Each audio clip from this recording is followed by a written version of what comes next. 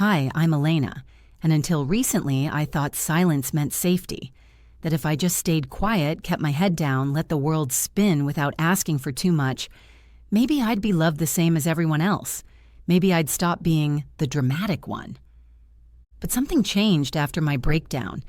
The way people looked at me, the way my own family, people I thought knew me, leaned in with forced smiles and eyes that held just a bit too much pity. Worse than that, though, were the whispers, the sideways glances when I walked into a room, the conversations that stopped just a second too late. And today, at my Aunt Lydia's garden brunch, the last place I thought I'd come undone, I heard the words I've been terrified of my whole life, not shouted, not even said to me, but muttered into a mic my sister forgot she was still wearing. She fakes everything, all of it. The tears, the panic attacks, it's just who she is, always the victim. I had just raised my glass of lemonade to my lips. I wasn't even seated close to her. But the speakers, they carried her voice like a sermon, loud, clear, cutting. The table went dead silent. The air turned thick, like everyone was holding their breath at once. And in that breathless pause, something inside me finally broke. Not with a scream, not with a sob, but with a kind of stillness I didn't know I had left. I set down my glass, reached for my bag, and calmly took out my phone. Not to cry, not to explain, but to remind every person at that table who my sister really was. And I wish I could say this moment came out of nowhere, that my sister's cruelty was a surprise, a fluke, a one-time mistake. But if I did, I'd be lying to you. I've been surviving her barbs since we were girls. My sister, Ava, was born exactly 3 years and 6 days after me. From the start, she was effortless. Blonde curls, a perfect smile, and a voice that could charm the pants off of anyone, especially our parents. She was the kind of kid teachers adored and strangers complimented. Meanwhile, I was the one with the scraped knees, trembling hands, and too many questions. If I cried, I was sensitive. If I didn't talk, I was moody. And if I ever raised my voice in frustration, it was always, "Elena, stop being so dramatic." That word clung to me like smoke. Dramatic. And Ava, she loved using it. She weaponized it, like a golden dagger slipped between ribs with a smile. The thing is, when someone calls you dramatic enough times, especially someone you love, you start to believe it. So I got quiet. I became the listener, the helper, the peacekeeper. In high school, when Ava crashed our parents' car and blamed me for leaving the keys out, I took the fall. When she went through a breakup and cried to me at 2 a.m., I stayed up, made tea, held her while she sobbed, even though I had work at 7 the next morning. And when I started struggling, really struggling, with anxiety in my mid-20s, she rolled her eyes and told me to stop watching sad shows and maybe try journaling. I wanted to believe she meant well. That's the most dangerous kind of cruelty, isn't it? The kind that comes with a smile and sounds like love. But after my breakdown 2 months ago, I saw her clearly for the first time. It was quiet. There was no dramatic scene. Just me, sitting on my bathroom floor at 1:12 in the morning, heart racing so loud I thought I'd pass out. I couldn't breathe, couldn't move. My boyfriend at the time, Noah, found me curled up, clutching the edge of the tub like it was the only thing keeping me from floating away. He called my mom. My mom called Ava. Ava never called me, not once. The next week, I got a card in the mail. Not a get-well card, a birthday card. Inside it said, "You always were the theatrical one, but I guess some people just feel things harder. Hope you're recovering. A." I cried when I read it, not because it was cruel, but because that was the most I ever got from her. And yet today, after everything, she had the gall to tell someone wearing a live mic that I faked everything. Like the nights I couldn't sleep were scripted. Like the way my hands trembled was a performance. Like I chose this pain. And she said it knowing I was 20 feet away, knowing our mother, our cousins, our aunts and uncles were all sitting within earshot. That's when I realized something. She thought I'd stay silent. She thought, like always, I'd take it, fold myself smaller, swallow the insult, maybe cry in the car later. But not this time. Not after the texts I'd seen. Not after the months of healing I fought for. Not after I learned what my silence cost me. So I stood up, phone in hand, and when my sister returned to her seat, flushed and oblivious, I looked her dead in the eye and said, "Since you're being so honest today, Ava, maybe everyone else should hear the truth too." And then I read.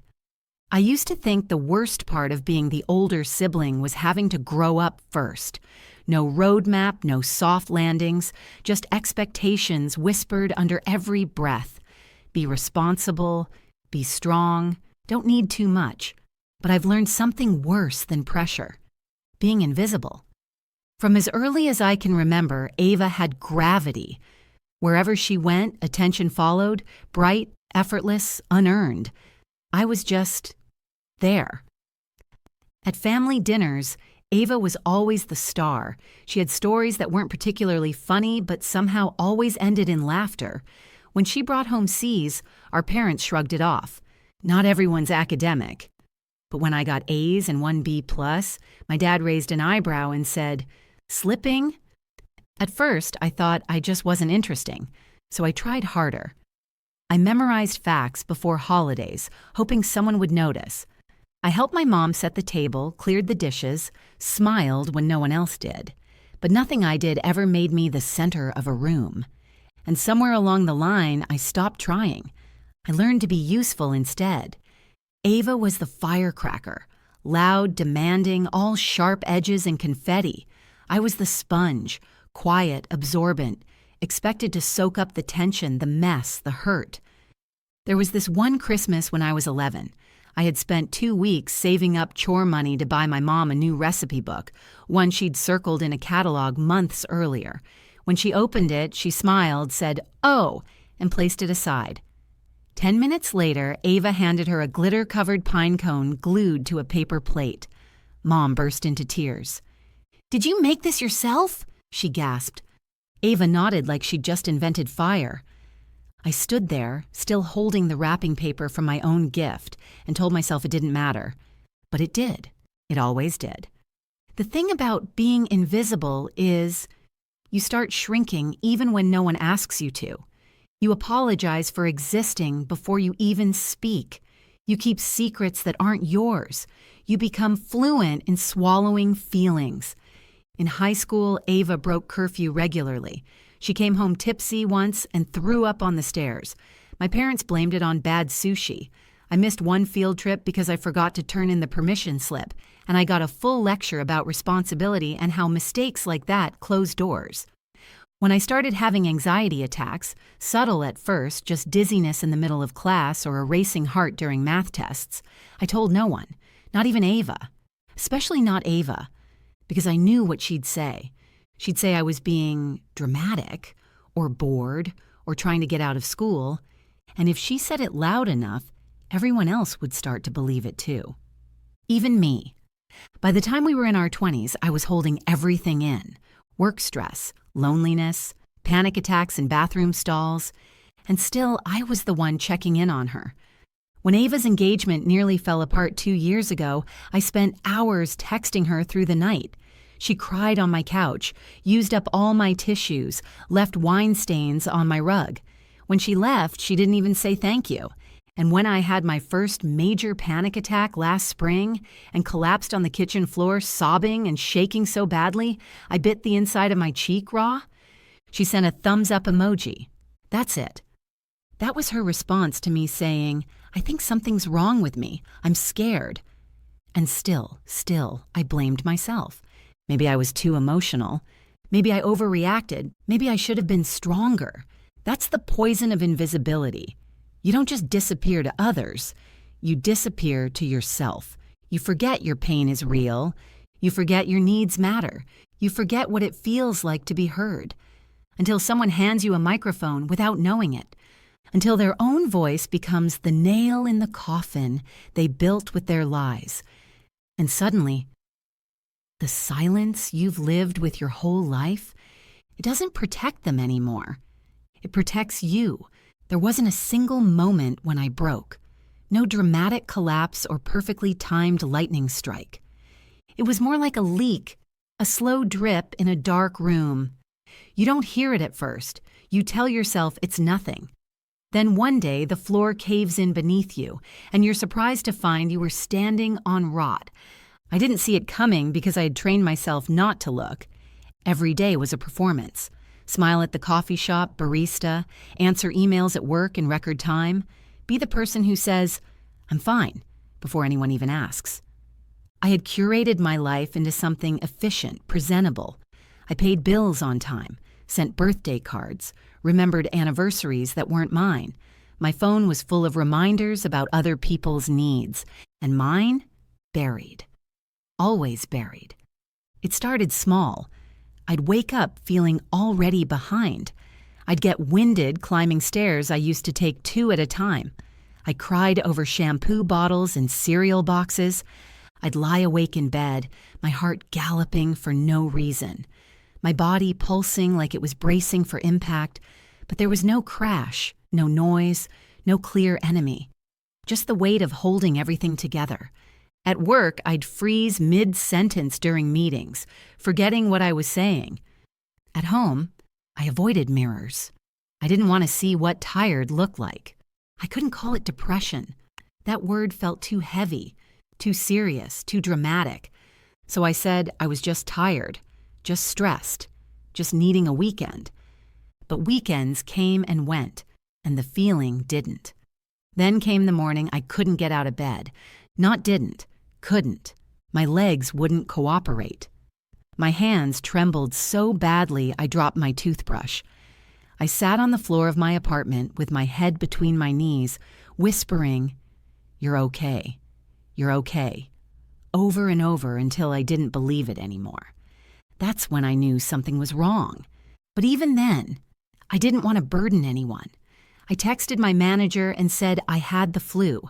I canceled plans. I stayed quiet. The shame of unraveling felt worse than the unraveling itself. Noah, my boyfriend at the time, was the one who finally said it. "I think you need to talk to someone," he whispered one night as I cried into his hoodie for the 3rd time in a week. I nodded and I meant it, but I didn't call a therapist. I called my mom. Because for a moment, I thought, if there was ever a time they'd show up, it would be now. She answered with concern in her voice. I told her I hadn't been sleeping, that I'd been crying every day for no reason, that I didn't feel like myself anymore. There was a pause. Then she said, "Sweetheart, I think you just need a change of scenery. Why don't you take a walk?" I thanked her, hung up, and curled into myself. Later that evening, Ava texted, "No, how are you? No, want to talk, and just heard you're spiraling again. Maybe skip caffeine for a while." Spiraling. Again. Like it was a joke. Like my unraveling was an eye-roll-worthy inconvenience in her otherwise perfect world. And even then, I said nothing. Because silence was familiar, safe. And I thought maybe if I just stayed still long enough, this storm would pass. But storms don't pass when the clouds are living in your chest. Eventually, the breakdown came, and it wasn't dramatic. It was quiet, cold. Just me on my bathroom floor at 1 a.m., whispering prayers to a God I wasn't even sure I believed in. Noah called my mom. My mom called Ava. Ava never called me. She posted a photo the next day on Instagram, a green juice, a caption that read, "Protecting my peace." And still, I gave her the benefit of the doubt. Still, I told myself she just didn't understand. Still, I kept her secret. But some secrets rot when buried. They don't disappear. And some sisters don't just ignore your pain. They weaponize it. I hadn't realized how sharp her smile had become until I heard it echo through a speaker at brunch. She fakes everything. It wasn't just a betrayal. It was an ambush. And that's when I knew this wasn't just about me healing. It was about finally telling the truth. All of it. There's a moment your body decides it can't pretend anymore. Mine came on a Thursday. It wasn't even a bad day. I hadn't argued with anyone. Work was steady. The sky was blue. The grocery store wasn't crowded. But when I pulled into my parking spot and turned off the engine, I couldn't move. Not metaphorically, literally. My fingers were still curled around the steering wheel. My chest felt like it was caught in a vice. There was this horrible buzzing in my ears, like someone had left a TV on at full volume in a room I couldn't find. My vision blurred. The harder I tried to breathe, the more my lungs refused. I remember thinking, am I dying? Is this it? I stayed like that for over 30 minutes, and no one noticed. Eventually, I climbed out of the car, hands shaking so badly I dropped my purse twice. I stumbled up the stairs to my apartment and locked the door behind me like something was chasing me. Then I collapsed. Noah came over that evening. I had texted him something short. Just, I'm not okay. When he walked in and saw me curled up on the floor, he didn't ask questions. He didn't try to fix it. He just sat down beside me and wrapped an arm around my shoulders. I remember staring at the wall, numb, while his voice drifted beside me like a tether to reality. I think it's time we get you some help. Not you need help, not what's wrong with you. Just we. Like I wasn't alone in this. And in that moment, for the first time in a long time, I felt a flicker of something I couldn't name. Not hope, not yet, but maybe the absence of despair. The next day, I called a therapist, and that was the beginning of everything. The beginning of honesty. The beginning of admitting I wasn't okay. I wish I could say my family was proud, that they said, we're so glad you're getting help, that my mom dropped by with soup and Ava sent flowers. But they didn't. Mom asked, what could you possibly talk to a therapist about? Ava texted me a YouTube link to a TED Talk on breathing techniques. No one offered to come with me. No one asked what my sessions were like. No one said, I'm here. But I went anyway. Week after week, I sat in a chair across from a woman who didn't rush me, didn't interrupt me, and didn't pretend my pain was too loud. I cried. I raged. I whispered things I hadn't said out loud in over a decade. And slowly, the cracks began to show in the masks I'd worn my whole life. I learned words like gaslighting and emotional neglect. I learned that just because someone's family doesn't mean they're safe. And I learned, most painfully, that sometimes love from people like Ava is a performance, conditional, transactional. I'd always known she was cruel in small ways, but I didn't realize how far she'd go to maintain the version of herself she needed the world to see, the good sister, the normal one. When I started healing, she started squirming. Because for once, I wasn't the one breaking down. She was. She lost control of the narrative, and nothing terrifies a person like Ava more than a version of me she can't paint as unstable. That's when the comments started, subtle at first. She's been through a lot lately. She needs space. She's going through one of her things again. She told our cousins I was doing okay, considering. Told our uncle I'd always been a little emotional. By the time I went to my third therapy session, people were already treating me differently. More gently, more quietly, like I was made of porcelain and guilt. But Ava, she was still smiling, still sipping wine at family events, still cracking jokes about my soul-searching era.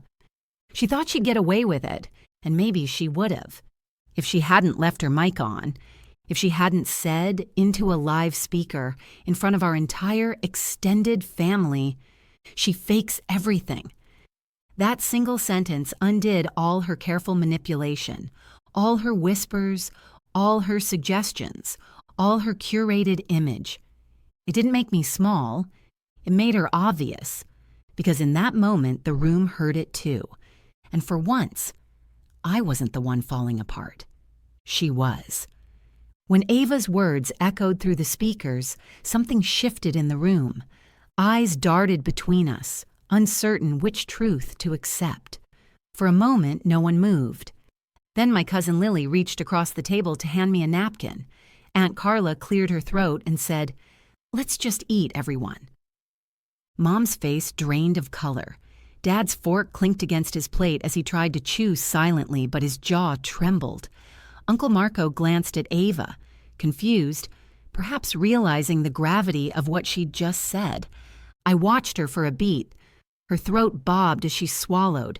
She looked smaller somehow, her perfect makeup smudged into dark streaks by sweat. Then she stood abruptly, knocking her chair back. Chairs scraped across the deck. Plates rattled. The conversation froze. She didn't wait for anyone to respond. She fled to the house, slamming the French doors behind her. We heard her heels clack through the hallway and the screen door slam. For 20 seconds, no one said a word. Then Dad's voice cracked. "Elena, what?" But I held up my hand. I couldn't meet his eyes. Not yet. Mom's glittering necklace trembled as she put down her fork. "Ava," she began, but broke off, looking to Dad for backup. He just sat there, frozen. My younger brother, Marcus, cleared his throat and whispered, "Are you okay?" I inserted a shaky breath. My voice felt heavy. "I'm fine." They believed me, because I had spent my life saying, "I'm fine," when I wasn't. We returned to eating in strained silence. The backyard pool glinted behind us, children's laughter from the neighbor's party drifting over the fence. It felt like another world, one where nothing could hurt me. Inside, though, the fissure had already begun. That evening, I retreated to my apartment, cheeks still hot. I locked the door and sank to the floor, phone in hand. Messages flooded in. From Lily, "I'm so sorry, I had no idea." From Aunt Carla, "Don't worry about dessert, go rest." From Uncle Marco, "Call me when you can." But the texts from Mom and Dad were silent. 2 unread notifications that stung more than any betrayal. An hour later, my phone pinged with a group text titled "Family Dinner." The same group that once included me, now full of worried emojis. Everyone, they said, wanted to talk about what happened.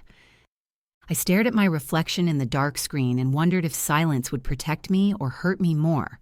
The next morning, I found a single envelope slipped under my door. My name was scrawled in Mom's neat handwriting. Inside, a note and a plane ticket to San Diego. "You need space. Go." The note didn't say who'd sent it. It didn't have a signature. But I knew. They wanted me gone. Out of sight. Out of mind. Out of the narrative. And part of me ached to go. To disappear before they decided I was too much trouble. But another part, an ember of something I couldn't name yet, refused. Refused to be exiled again. I crumpled the ticket and shoved the note into the trash. Heading into work that week was like walking through quicksand. My coworkers greeted me with sympathetic smiles and cautious questions. I offered brief answers and returned to my desk, where Post-it notes reminding me to breathe and stay positive stared back. Emails arrived from clients curious if I was okay. I typed, "Thank you for checking in. I'm okay. Back to work." My phone buzzed at noon. Dad. I stared at his name. My heart thumped. I picked up. "Hello?" He cleared his throat. "Can we talk tonight? At the house?" I closed my eyes. My apartment felt suffocating. I needed space to think, but I also needed answers. "Okay," I said softly. 7. That evening, I walked into my childhood home, once familiar, now filled with ghosts. The sunlight filtered through lace curtains, dust motes dancing in the air. I paused in the entryway, waiting for someone, anyone, to say something. Mom sat on the couch, hands folded, eyes rimmed red.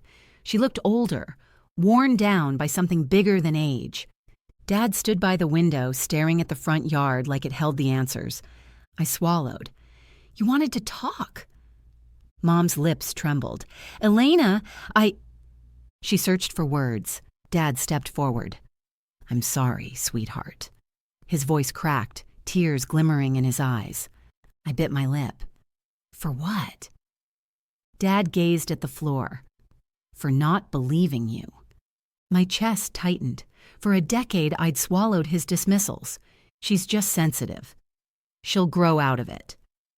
Mom's voice wavered. He's right. We didn't believe you. I stared at them, feeling the weight of every silent dinner, every ignored plea. Mom reached out, but I backed away.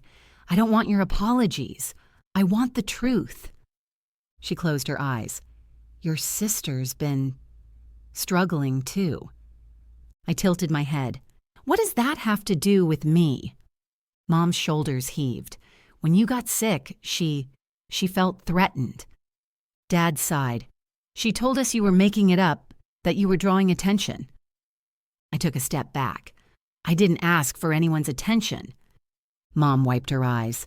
We were blind. We thought if we didn't validate you, we could keep the peace. Peace. A word I'd hunted for years, only to discover it wasn't silence. It was honesty. I felt tears sting my eyes. I stood up at brunch because I had to. Dad nodded. We know. Mom's voice cracked. We're so sorry. I gave them a long look, not the forgiving one they wanted, just the honest one. This is going to take more than words. Dad nodded. We understand. But did they? I didn't know. All I knew was the fissure had opened wide. This family was no longer a safe place for either of us. And maybe, just maybe, that was the beginning of something real. 3 weeks before the brunch, I wasn't looking for revenge. I wasn't even looking for truth. I just wanted a quiet evening, something to ease the static in my head. Ava had left her iPad at my apartment the week before. She'd stopped by to drop off some makeup she borrowed ages ago, along with a bottle of wine she didn't bother to stay and drink. I noticed the iPad the next day tucked into the corner of my couch like a forgotten guest. I texted her. Me, you left your iPad here. Ava, ugh, figures. I'll grab it next time, just don't open anything LOL. The lol stuck in my throat. It always did. Ava laughed at everything, especially things that weren't funny. I didn't plan to open it. Honestly, I didn't.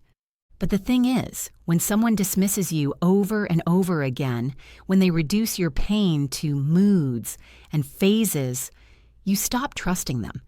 And when someone tells you not to look, it's usually because they're hiding something. So yes, I looked. At first, it was idle curiosity, an open messages app, a conversation with someone named EJ. I clicked, and that's when the air changed. It started innocently. Flirty emojis, late-night jokes. Then, I can't believe I'm still sleeping next to him while thinking of you. Another, I wish I could tell Elena. She'd be so shocked. Little Miss Perfect having a little secret. My name. My name in her texts. Used like punctuation, like I was a side character in her drama. I kept scrolling, and there were dozens of messages, screenshots, photos, location pins. Affair. Not a fling. Not a harmless flirtation. This was real. This had been going on for months, maybe longer. And the worst part? Ava was proud of it. She made jokes about her husband's cluelessness, about how no one suspects a thing, about how even Elena thinks I'm the one who has it all together. I sat back on my sofa, the iPad heavy in my lap, breathing like I'd just run a marathon. It wasn't just betrayal, it was validation. Everything I had felt, everything she'd done to me, was right there. Tangible. Time-stamped.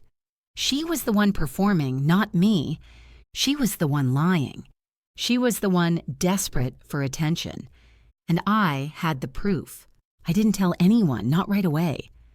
I thought about deleting the messages, pretending I hadn't seen them, but something inside me, a quiet voice I hadn't heard in years, said, keep them. You'll need them. So I did. I forwarded them to myself, every text, every image, every confession typed between lipstick applications and lunch dates. I saved them in a folder called Just in Case. Because for women like me, who've been silenced, gaslit, humiliated, just in case is a form of survival. The weeks that followed were quiet. On the surface, Ava posted brunch photos, smiled at family dinners, texted me passive-aggressive jokes about crystals and healing vibes. She had no idea what I knew, and I let her stay comfortable. Because silence wasn't submission anymore. It was preparation. Then the brunch invitation arrived. Aunt Lydia's annual spring gathering, crisp white tablecloths, tiny lemon tarts, folded napkins, and mimosas. Ava was giving a toast. "Just a little something to welcome spring," she said with a smirk. Of course she was. She couldn't help herself. She lived for the spotlight. I almost didn't go. But then I thought of the texts. I thought of her voice ringing in my head. She fakes everything. And I thought, let her hand me the mic. Let her create the stage. Let her stand center spotlight, perfectly polished. Because this time, I wasn't the one being exposed. She was. And all I had to do was tell the truth. In the days leading up to the brunch, I couldn't sleep. Not because I was nervous, not because I was plotting, but because my mind wouldn't stop running loops of every time I'd been laughed at, dismissed, or whispered about like I was some fragile inconvenience.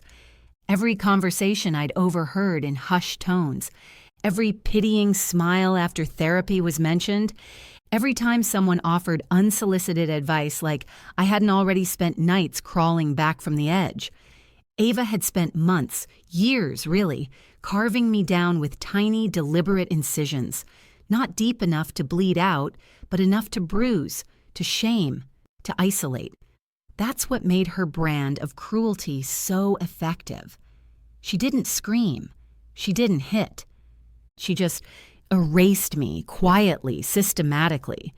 The final cut came when I was invited to brunch like I hadn't heard the rumors, like I didn't know what she'd been saying. They all smiled when I arrived, the fake kind, plastic and practiced. "Hey, stranger," Lily chirped. "You look great." "She's glowing," someone else muttered behind me. Aunt Lydia waved me toward my seat at the long garden table beneath a white canopy. Everything was pastel. Perfect. Ava's style. Prettiness without substance, like her Instagram feed in real life. She stood at the far end of the table, wearing a baby blue dress that cinched at the waist, smiling like she'd been crowned. She was giving a toast, she told us. Just a little something to honor spring and fresh starts. I almost laughed.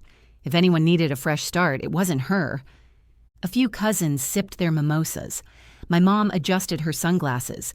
My dad looked like he was trying to memorize the leaves above him to avoid participating. Then Ava lifted her glass. "Before I begin," she said, "can we just take a moment to appreciate this beautiful day and this beautiful family?" They clapped politely. I didn't. "I know this year's been eventful," she continued, shooting me a brief, knowing glance. "But I'm just so grateful for the peace we've all found together." Peace. That word again. The same peace that demanded I stay quiet, that defined my breakdown as a disruption, that told me to smile while bleeding. I didn't move. I didn't say a word. But something settled in me then, a stillness, sharper than anger. A few minutes later, Ava walked off with her mic still clipped to her blouse. She stepped behind the curtain on the side of the yard where the speakers should have gone silent. They didn't. I wasn't even facing her when she spoke. But her voice crackled through the outdoor sound system like a confession. "She's so exhausting," Ava muttered, "always crying, always acting like the world's ending." I heard someone drop their glass. "She fakes everything," she added. "I don't know why they keep coddling her." The table went silent. Again. Only this time, I didn't freeze. I stood. Slowly, deliberately. A few heads turned. My mother's lips parted. My aunt clutched her pearls like we were in a movie. I didn't shake. I didn't cry. I just reached into my purse, pulled out my phone, and opened the folder labeled "Just in Case." My voice was calm. "Ava," I said, loud enough for the mic to pick up this time, "since you're being so honest with everyone today, maybe they should hear the rest of it." She reemerged from behind the curtain, face pale, eyes wide. One hand reached instinctively toward the mic clipped to her chest. Too late. I tapped on the first screenshot and held my phone up. "She said," I began, reading from the message on my screen, "I can't believe I'm still sleeping next to him while thinking of you." Gasps. Audible. Unfiltered. Someone dropped their fork. Aunt Carla's hand flew to her mouth. I swiped to the next message. "I wish I could tell Elena. She'd be so shocked. Little Miss Perfect having a little secret." Ava lunged forward. "Elena, stop." I didn't. I kept reading. Her texts about the affair, her jokes, her lies. Her mask cracked faster than I thought it would. She stammered. "You had no right." I met her eyes. "You left your mic on, Ava. I'm just giving them the full show." Then I walked out. Not dramatically, not storming off, just done. I walked past the lemon tarts, past the white folding chairs, past the relatives who once told me I needed to smile more. Behind me, I heard someone call her name. I heard a sob. She ran out in tears. And I walked toward my car with sunlight on my skin and silence in my chest. For once, the silence felt earned, not forced. Not survival, peace. The real kind. The silence after that brunch wasn't the kind I had grown up with, the suffocating, passive kind. This was different. No one knew what to say, and for once, I didn't feel the need to fill in the gaps. I didn't text Ava, she didn't text me. My mom sent a single message later that evening. Was that necessary? That told me everything I needed to know. Not, "Are you okay?" Not, "I'm sorry you went through that." Just concern about appearances. Always appearances. My dad didn't say anything for 2 days. Then he called, his voice hesitant, slow. "I think we need to talk," he said. "I think I've said everything I needed to," I replied. He sighed. "She's your sister, Elena." "No," I said gently. "She's your daughter." "I just happen to be related." He didn't respond. I hung up. The calls came in waves, some sympathetic, some venomous. Cousin Rachel texted, "Good for you. I've wanted to slap Ava since 2009. Aunt Carla wrote, "You should have handled that privately." My therapist smiled when I told her everything. "She underestimated you," she said. "That tends to happen when people are used to stepping on someone's voice." Ava's marriage unraveled quickly. 2 weeks after the brunch, her husband posted a cryptic message on Facebook. "Sometimes the people closest to you are the ones who hurt you most." 3 days later, he moved out of their condo. She went silent on social media for the first time in years. The yoga poses and boss babe quotes disappeared. I didn't feel joy. I felt exhausted. Because standing up for yourself when everyone's convinced you're the problem isn't empowering in the moment. It's lonely. Liberating, yes, but lonely. I took time off work, just 3 days, but they felt like an exhale I'd been holding for years. I bought myself groceries that weren't on sale. I lit candles I usually save for special occasions. I deleted every photo of Ava from my phone. I washed my sheets, took 3 showers in 1 day. I didn't cry, I thought I would. But there was no grief left to spill over, only quiet. On the 4th day, a letter arrived in the mail. No return address, just my name written in Ava's handwriting. I opened it slowly. "I don't know what you want from me." That was the first line. There was no apology, no admission, just confusion, defensiveness, and a subtle threat of victimhood. I was going through a lot, too. You made me look like a monster in front of everyone. I folded the letter once, then again, and dropped it in the trash. Healing isn't always poetic. Sometimes it's as small as letting a letter rot with the coffee grounds and old receipts. Sometimes it's drinking tea with the phone off. Sometimes it's walking past the family group chat notifications without even opening them. I wasn't better yet. Not completely. But I was starting to feel like I had permission to take up space in my own life. I stopped answering calls that made my chest tighten. I stopped responding to texts that ended with, "just trying to help." I stopped expecting anything from my mother. The next Sunday, Aunt Lydia dropped by unannounced. I saw her through the peephole, clutching a box of pastries and wearing that same hostess smile she always wore at brunch. I opened the door but didn't invite her in. She glanced past me. "Can I come in?" "I think I'd rather talk out here." Her lips twitched. She hated being left on porches. "I just wanted to say, what happened last week? It shocked us." I waited. "I think you could have handled it differently," she added, "but I also think your sister has some reckoning to do." That I could accept. I nodded once. "Thanks for saying that." She offered me the box. "Lemon tarts, your favorite." I took it, smiled. "They are." Then closed the door behind me, gently, because slamming wasn't necessary anymore. In the quiet that followed, I finally understood something no one had ever taught me. Setting boundaries doesn't make you cruel, it makes you honest. And sometimes honesty is the only language people like Ava understand, because it cuts through the performance, because it doesn't ask permission, because it doesn't wait for applause. It just stands and says, "I'm done letting you define me." And then it walks away, whole.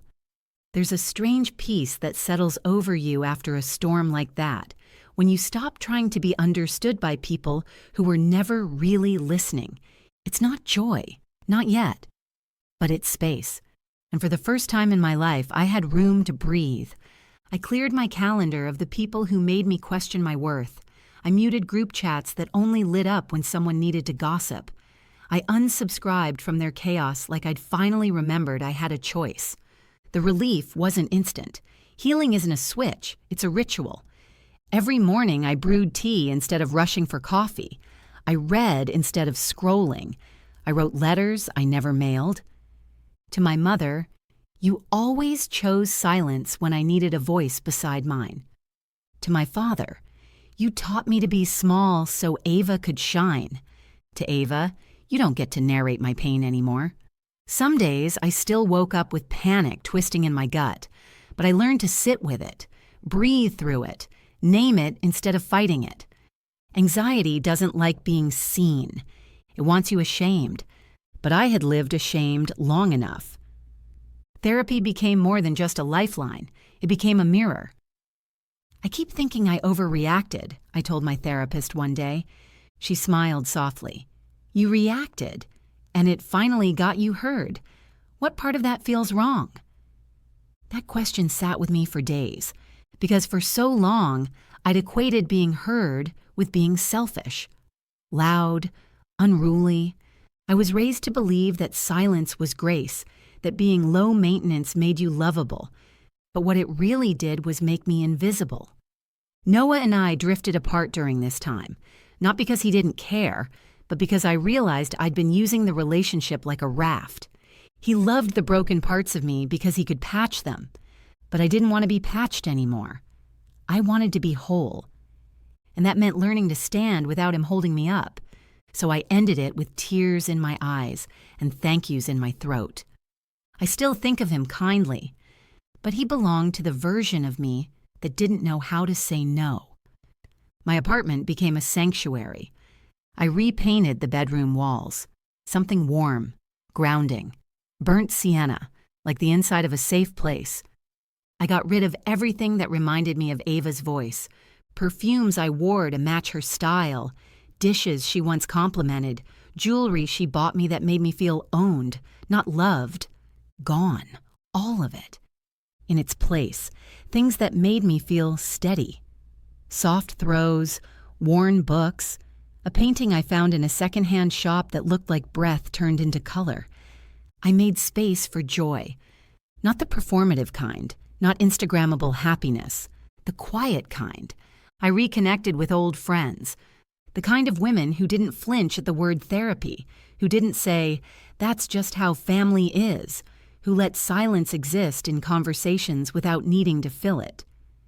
We met for coffee, for evening walks, for long talks on couches that didn't require us to keep our guard up. I laughed again, really laughed, the kind that fills your lungs instead of squeezing them. One afternoon, I passed a local community center and saw a flyer. Mental Health Support Group, Women Rebuilding. I walked past it, then turned back. Not because I needed more help, but because maybe someone else did. I went to the next meeting and sat in a circle with 6 other women who carried invisible scars like mine.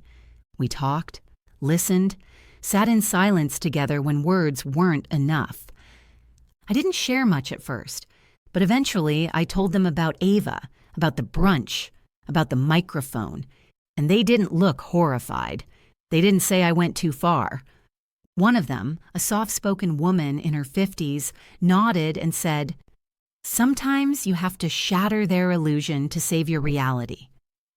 And for the first time since everything happened, I felt seen in a way I never had with my family.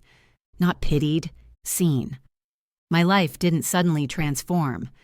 Bills still came. Work still had bad days. But I had boundaries now. And more importantly, I had a voice that no longer trembled when I used it.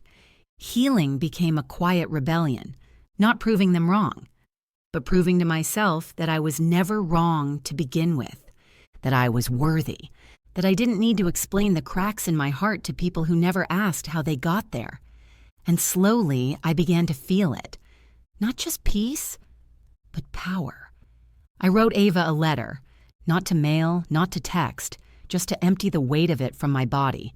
It started simply, "You lied about me." And once the first sentence came, the rest poured out like rain that had been building behind a dam. You called me dramatic, fragile, fake. You made my pain your punchline. Every time I cried, you rolled your eyes. Every time I tried to open up, you shut the door. And then you told everyone that door didn't even exist. You didn't just break my trust. You humiliated me in front of the people I once tried so hard to belong to. But here's the part you don't get. I didn't read those texts to destroy you. I read them because it was the first time I had the courage to be louder than your version of me. I needed them to know I wasn't the problem. You needed them to believe I was. I folded the letter when I was done, sealed it in an envelope, wrote her name on the front, and placed it at the back of my dresser drawer. Some things don't need to be sent. Some truths exist just to set you free. Weeks passed. I didn't see Ava, not at the grocery store, not at family gatherings, not even in the seen section of my texts. It was almost like she vanished, like her own shame swallowed her whole. Or maybe she was waiting for me to reach out, to apologize, to smooth things over like I always did. But I was done apologizing for her discomfort, done shrinking to fit her narrative, done keeping secrets to keep peace. I started going to the lake on weekends, just me, a book, and the sound of something bigger than the noise I'd spent years surviving. It was there, one late Sunday afternoon, that I realized I hadn't checked my phone in 4 hours. Not because I was trying to unplug, but because I no longer felt like I had to monitor other people's emotions to stay safe. I watched the water ripple and thought, this is what life feels like when it doesn't revolve around damage control. I began writing more, not just letters I'd never send, but essays, little pieces of my truth. I submitted one to an online magazine. It was published 2 weeks later under the title, "When Your Family Tells the World You're the Problem." The response was overwhelming. Hundreds of comments from women who had lived versions of my life. Sisters turned strangers, parents who looked the other way, families built on silence and surface smiles. They weren't angry, they were grateful. Because someone finally said it. The article circled through my extended family, too. Some said nothing. Others sent one-line emails. I didn't know. Thank you for saying it. I'm sorry I believed her. My mom never acknowledged it. My dad called, left a voicemail. I read your story. I know it was about us. I don't have the right words, but I hear you. That was enough, for now.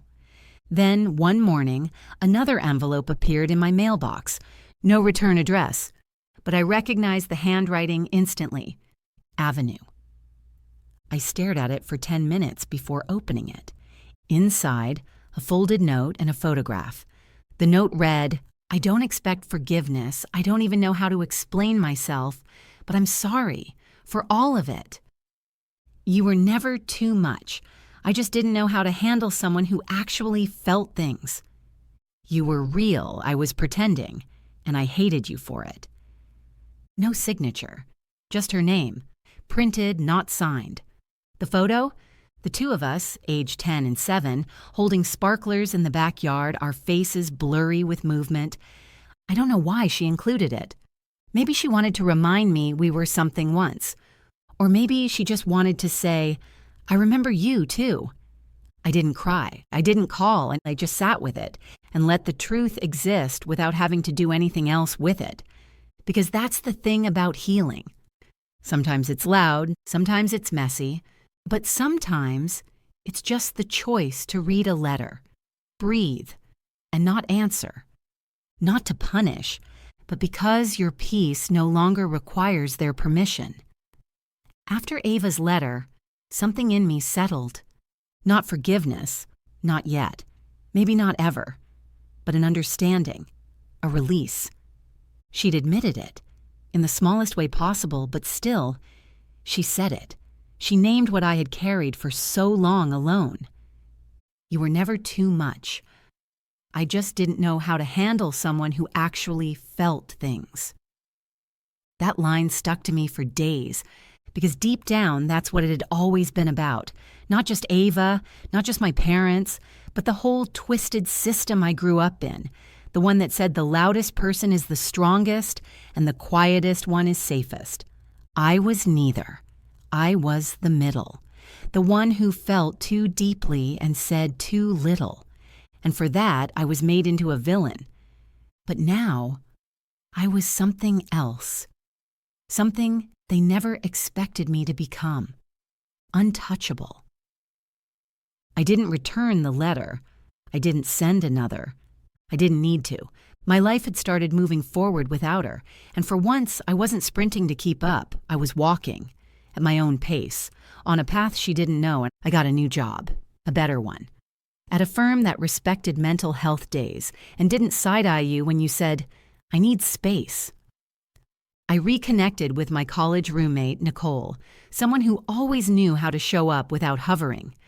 We started taking yoga classes together. Ironically, the very thing Ava once mocked me for, trying to be like her. But I didn't do it for similarity. I did it because, for the first time, I didn't care how it looked. My apartment changed again, subtly. Less hiding, less clean lines and cold neutrals meant to calm the chaos. More color, warmth, photographs I actually liked, art that made no sense but made me feel something. I hosted brunch one Sunday, just a few friends, fresh flowers, sunlight, music that felt like me.